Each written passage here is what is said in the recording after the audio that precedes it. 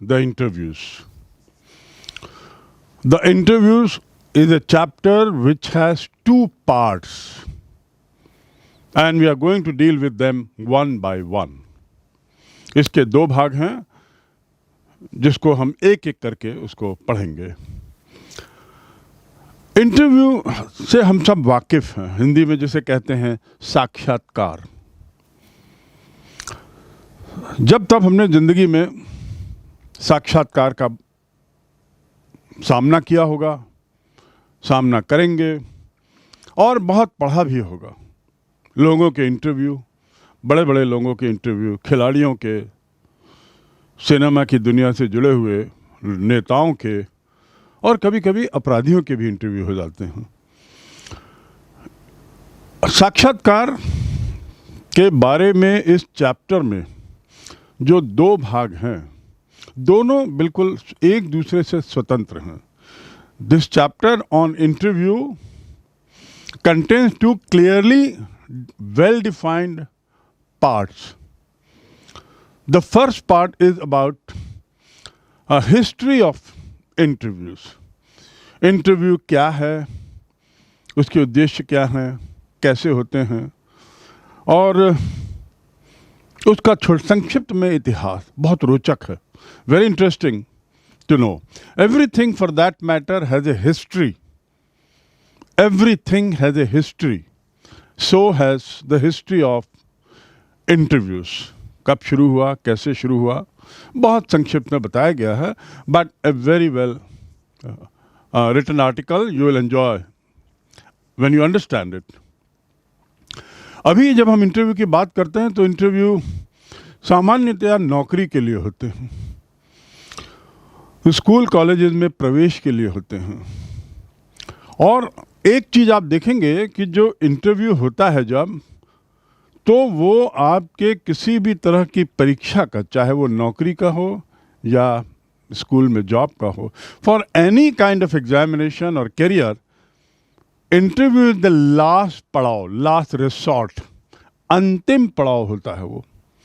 But the most important one, the most important examination in the country is conducted by the UPSC, which conducts examination of civil services, IAS, IPS, IFS, etc. And their interview is the most important part of it. So interview normally jobs के लिए होते हैं, admissions के लिए होते हैं, but they are the last resort. आप Google में जाएं, इंटरव्यू के बारे में देखें, so there's this whole big library about interviews in Google.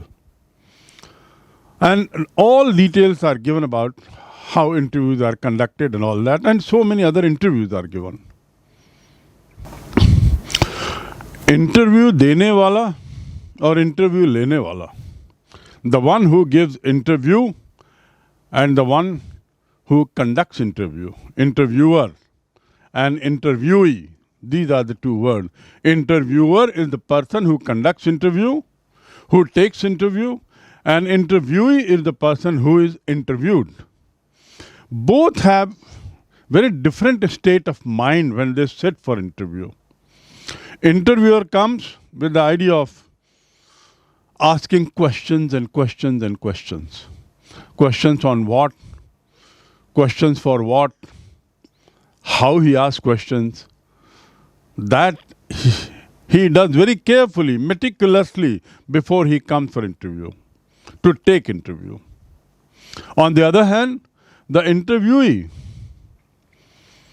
he prepares himself expecting a barrage of questions, a series of questions, and he does the guesswork that since I am going for a job of this kind, possibly these are the questions that he will ask or I may be asked. And so he prepares answers for them in his mind. It's a mental exercise. And so both of them undergo a very peculiar situation at the time of interview and little before that. Again, if you look at the Google and click interview, see the images. Images have all sorts of things. अपना परिचय कैसे देने, पूछे जाने वाले प्रश्नों का उत्तर, साक्षात्कार क्या है, how to give interview, how important is interview, how to undergo interview for the post of teacher and what not, and so on and so forth. So interview by all means is something which is very, very important in modern days, particularly for jobs and for admissions, and that's what you are here for. You might be looking for admissions in higher colleges after you pass out class 12th. Thereafter, you might be looking for scope for jobs. And when you go for jobs, you will have to face interview. And as I said, interview is the last resort. That is the reason that interview as a chapter is included in your content in your syllabus, so that you understand interview correctly. Take it as seriously as any other thing. Prepare for it, for any interview that you face, and just don't go very casually.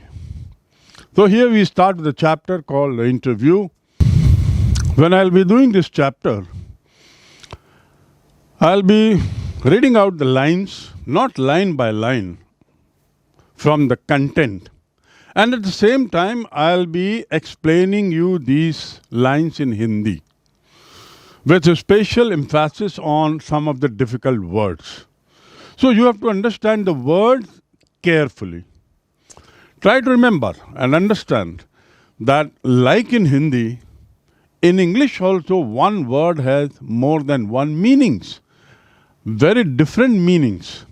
And so when you understand a word, a correct understanding of the word means you must know how to use it. You must know how to apply these words in your life, in your conversation. So be attentive and follow me. At the end of the chapter, we will have a series of question answers for you to answer and write them down as homework. The interview of the chapter is an extract from a famous book by the name The Penguin Book of Interviews. The Penguin Book of Interviews. Penguin is the name of a bird, very well known bird. But here, Penguin Book is one of the best known publications in the world. It publishes all kinds of books at a very reasonable price with extraordinary quality in printing. And this book is published by them. And that's why it is called the Penguin Book of Interviews. As the title says, this book is all about interviews. And then further it says, it is edited by Christopher Sylvester. An introduction to the Penguin Book of Interview edited by Christopher Sylvester means this is a book. It contains a series of interviews. And it is from the introduction to the book. Introduction to the book मतलब पुस्तक की जो प्रस्तावना है, जिसे Christopher Sylvester ने लिखा है, उसका एक हिस्सा लिया गया, edited by Christopher Sylvester. Edit करना मतलब उसको संक्षिप्तीकरण करना. तो संक्षिप्त करके उसमें इंट्रोडक्शन जो लिखा गया है वह क्रिस्टोफर सिल्वेस्टर का है. And this is not a part of the book, but this is what you are going to read is an introduction to the book. प्रस्तावना है. हर पुस्तक की एक प्रस्तावना होती है. उस प्रस्तावना में बताया गया रहता है कि ये किताब किस बारे में है, क्यों लिखी गई है, इसका उद्देश्य क्या है, किन लोगों के लिए लिखी गई है, आदि आदि ऐसी छोटी अच्छी बातें संक्षिप्त में लिखी जाती. वही प्रस्तावना से यहाँ पर एक्सट्रैक्ट लिया गया है. तो name of the writer is Christopher और name of the editor is Christopher Sylvester. Remember, as far as Christopher Sylvester is concerned, born in 1959, not long ago, just about 62, 63-year-old man now. He was a student of history at Peterhouse, Cambridge University, London. Cambridge में, जो England में स्थित है, विश्व के सबसे प्रसिद्ध विश्वविद्यालयों में है, विश्व के 4-5 सबसे प्रसिद्ध विश्वविद्यालयों में से एक, वहाँ के कॉलेज के पढ़े हुए हैं। Mister Christopher was a reporter for private I, a channel, for almost 10 years, and then he started writing articles for Vanity Fair. Vanity Fair is a famous series, written features of Vanity Fair. It's the name of a series, name of a series of articles. जो following is an excerpt. Following मतलब आगे जो हम पढ़ेंगे, follow करेंगे. Following is an excerpt taken from his introduction. Excerpt मतलब कुछ निकाला हुआ हिस्सा. Excerpt, something which is taken out. So there is a long article. From that long introductory article, a small part is taken out, which we are going to read. So it is an excerpt. EXCERPT. Something which is taken out for the pub and kept separately. Taken from his, and this is an excerpt not from the book, mind you. This is an excerpt from introduction, from Prastavana of the book titled Penguin Book of Interviews. The complete title is Penguin Book of Interviews, an Anthology from 1859 to present day. An anthology means collection. Collection of interviews है जो. इस पुस्तक में आपको बहुत सारे interview मिलेंगे, और वो कब से, 1859 से जो इंटरव्यूज़ हुए हैं, जिसमें से कुछ प्रसिद्ध रहे हैं, कुछ किसी खास कारणों से जाने जाते हैं, चाहे इंटरव्यू के सवालों जवाबों के कारण, चाहे इंटरव्यू जिनका लिया गया उनके कारण, चाहे इंटरव्यू जिन्होंने लिया उनके कारण, चाहे उस इंटरव्यू में कुछ ऐसे जवाब आए जो बहुत इम्पॉर्टेंट थे समकालीन विश्व के लिए. So there can be many reasons for including many interviews in this book called anthology of interviews. And those interviews are from 1859, included in these for many reasons, different reasons. Maybe because they are of celebrities, famous लोगों की हैं, maybe because of some very important truth that the interview brings out, maybe because the interview is being taken by some big people, maybe because of the fact that the question answers were very, very important in those interviews. They throw light on history, politics, etc. So there can be many reasons for including interviews in this book called Anthology. And it is a book of collection of interviews covering the period 1859 till the present day. This book is written approximately 2000 AD में. मतलब लगभग 150 साल के interview के काल के important interview लिए गए हैं. So here we go, having understood who is Christopher Sylvester, why is he famous, and having understood a bit of a background about interview, the book, let's start with the part 1 part of this chapter. Since its invention a little over 130 years ago, the interview has become a commonplace of journalism. Commonplace मतलब सामान्य बात. Place का अर्थ होता है जगह, common मतलब सामान्य. तो सामान्य जगह ना माने, कॉमन प्लेस है कॉमन बात, बड़ी जानी पहचानी बात है. That is called common place. Invention क्या होता है? इन्वेंशन मतलब आविष्कार. यदि मैं खोज शब्द का उपयोग करूं तो खोज के 2 मायने होते हैं, एक नई खोज और एक पुरानी जो उपलब्ध थी उसको खोज के निकाल देना. अंग्रेजी में इसके लिए, दोनों के लिए अलग अलग शब्द हैं. इन्वेंशन मतलब नया आविष्कार, और डिस्कवरी मतलब खोज, पुरानी खोज. किसी पुरानी चीज़ को सामने लाना वो डिस्कवरी कहलाएगा, और नई खोज को आविष्कार कहते हैं. जैसे बल्ब का आविष्कार हुआ था क्योंकि बल्ब पहले नहीं था. भारत की खोज हुई थी क्योंकि भारत पूर्व से था, लेकिन वहाँ के आने का मार्ग खोजा गया, कोई नया बनाया नहीं गया. तो खोज हिंदी में दोनों के लिए एक ही शब्द है, एक नई खोज, एक पुरानी खोज। तो यहाँ इन्वेंशन है, दैट मीन्स इंटरव्यू एक नई चीज के रूप में आविष्कार होता है। कब? लगभग 130 वर्ष पहले।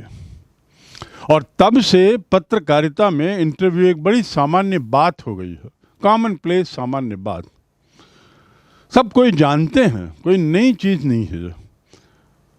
That is common place. Today almost everybody who is literate will have read an interview at some point in their lives. आज जो भी थोड़ा बहुत पढ़ा लिखा है, literate means पढ़ा लिखा, literate means पढ़ा लिखा, वो अपने जीवन में किसी न किसी समय, at some point, अपने जीवन में किसी न किसी समय इंटरव्यूज के बारे में पढ़ा होगा, इंटरव्यू पढ़ा होगा। While from the other point of view, several thousand celebrities have been interviewed over the years. आपने किसी न किसी समय इंटरव्यू पढ़ा होगा,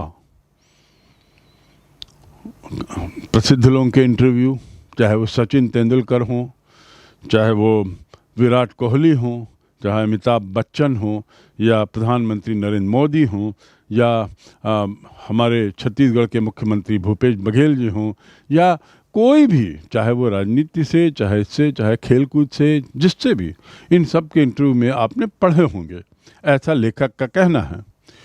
While from the other point of view, several thousand celebrities have been interviewed over the year. लेकिन यदि हम दूसरी दृष्टि से देखें तो हजारों सेलिब्रिटीज मतलब प्रसिद्ध लोग, हजारों प्रसिद्ध लोगों का इंटरव्यू हुआ है, का साक्षात्कार हुआ है गत इतने वर्षों में। और इंटरव्यू कितना पुराना है? लगभग 130 साल पहले इंटरव्यू लिए जाने की प्रथा शुरू हुई। इसके पहले भी होता रहा होगा, but it was not a formal interview, बातचीत रही होगी। But formal interview for some purpose started about 130 years back, according to the author. In fact, यहाँ पे I would like to tell you one thing very interesting. Thomas Alva Edison. You must have heard this name, Edison. The moment we say Edison, one thing comes to our light: the inventor of light, the inventor of bulb, and so many new inventions he did. It was in 1910 when he needed some people to work in his laboratory. अपने lab में काम करने के लिए उसको कुछ लोगों की जरूरत पड़ी। तो उसने कहा जब मैं आवेदन मंगाता हूँ तो बहुत से आ जाते हैं, बहुत से लोग आवेदन कर देते हैं, कुछ काम के बहुत से काम के नहीं रहते, समय अलग बर्बाद होता है। केवल बायोडेटा के आधार पर नौकरी देता हूँ तो मालूम पड़ता है कि वे लोग सक्षम नहीं हैं, हमसे भी कम ज्ञान है उसका। एडिसन चाहता था कि लैब में उसके ऐसे लोग आएं जिनका नॉलेज बहुत अच्छा हो, हमसे भी अच्छा हो, लेकिन ऐसा होता नहीं था। तो ये समस्या से जब गुजर रहा था और उसको जब जरूरत पड़ी अच्छे लोगों की, when he felt the need for real good people for job in his lab, he decided कि let me talk to these candidates. And in the process, he invented, or rather he started interview for jobs for the first time in official way. ऐसा माना जाता है कि Edison के द्वारा job के लिए गए इंटरव्यू, जॉब के नाम से लिए गए पहले इंटरव्यू थे। They were probably the first examples of interview for jobs, and that happened in 1910. That means interview as such is not very old. It's about, for job it started about 100 and 110 years ago. But writer says कि as such interviews started little earlier. And he write this article in 2000. So that means we take it about 1860. And so rightly he says that 1859 he से उसने जो interview का collection लिया है वो anthology में सारे इंटरव्यूज दिए हैं। So celebrities means famous people. Some of them have been interviewed several times, repeatedly. बहुत बार उनका इंटरव्यू, अमिताभ बच्चन का इंटरव्यू, तेंदुलकर का इंटरव्यू, नरेंद्र मोदी जी का इंटरव्यू, भूपेश बघेल जी का इंटरव्यू कितनी बार होता है. So some of them have been repeatedly. So it is hardly surprising that opinions of the interview, it is hardly surprising, इसमें आश्चर्य नहीं होना चाहिए. हार्डली सरप्राइजिंग मतलब आश्चर्य नहीं होना चाहिए. Hardly surprising that opinions of the interview, opinion मतलब मंतव्य, opinion of the interview of its functions, method and merit. एक इंटरव्यू में 3 बहुत अहम बातें होती हैं. किस लिए, फंक्शन क्या है इंटरव्यू का, उद्देश्य क्या है. दूसरा, फंक्शंस के बाद दूसरा मेथड, इंटरव्यू का तरीका क्या है. वैसे तो इंटरव्यू मतलब सामने साक्षात्कार देने वाला, उसके सामने साक्षात्कार लेने वाला, लेकिन जो उसमें तरीका होता है सवाल जवाब करने का, वो अलग अलग इंटरव्यू में अलग अलग तरीका होता है. और अलग अलग पर्पस के इंटरव्यू यदि होते हैं तो उसके अलग अलग क्वेश्चनेयर होते हैं. So there is a different method for different interviews depending on the objective of the interview. So functions, method and merit, और इस इंटरव्यू की अच्छाइयाँ, ये 3 चीज़ें बड़ी अहम हैं. So it is hardly surprising that opinions of the interview, of its functions, of its method and of its merit vary considerably. To vary means what? देखिए ये VERY वेरी नहीं है, VARY vary. Varied मतलब विभिन्न प्रकार के, और very मतलब very good, very well done, different meaning. यहाँ पे वैरी है, तो वैरी का अर्थ यहाँ देखेंगे विभिन्न प्रकार से.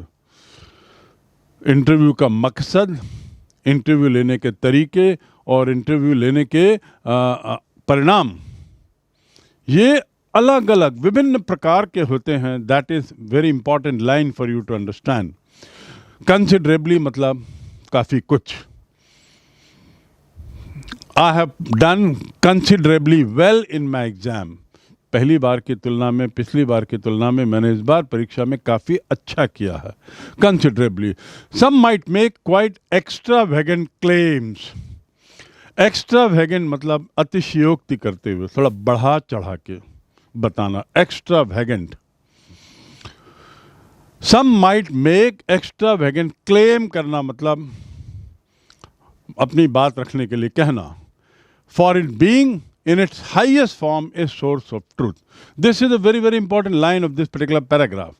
कुछ लोग अतिशयोक्ति करते हुए बढ़ा चढ़ाकर ये कह सकते हैं कि इंटरव्यू जो है वो अपने हाईएस्ट फॉर्म में यदि हो, आइडियल इंटरव्यू, सबसे आदर्श इंटरव्यू यदि होगा, बहुत अच्छे तरीके से जिसमें तैयारी की गई हो इंटरव्यू लेने वाले की, और इंटरव्यू लेने वाले ने तैयारी की हो और इंटरव्यू देने वाले ने तैयारी की हो, पूरी तैयारी के साथ कोई सा यदि इंटरव्यू होता है अब तो सबसे अच्छा होता है, तो उसमें सच्चाई सामने आती है.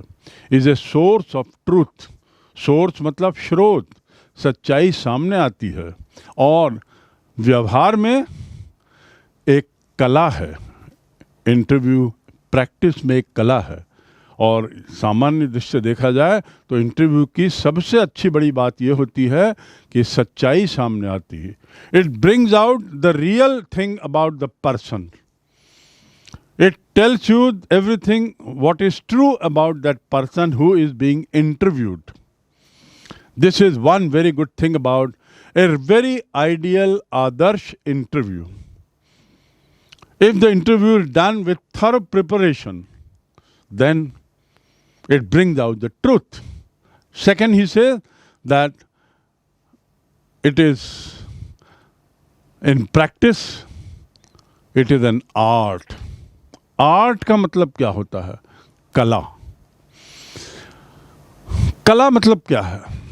Painting is an art, music is an art, dancing is an art, playing is an art, reading is an art. किस तरीके से आप पढ़ते हैं वो एक कला है. Even sweeping the floor is an art. ज़मीन को झाड़ू लगाना भी एक कला है। तो कला का वो मीनिंग लेते हुए सिल्वेस्टर कहते हैं, क्रिस्टोफर सिल्वेस्टर, दैट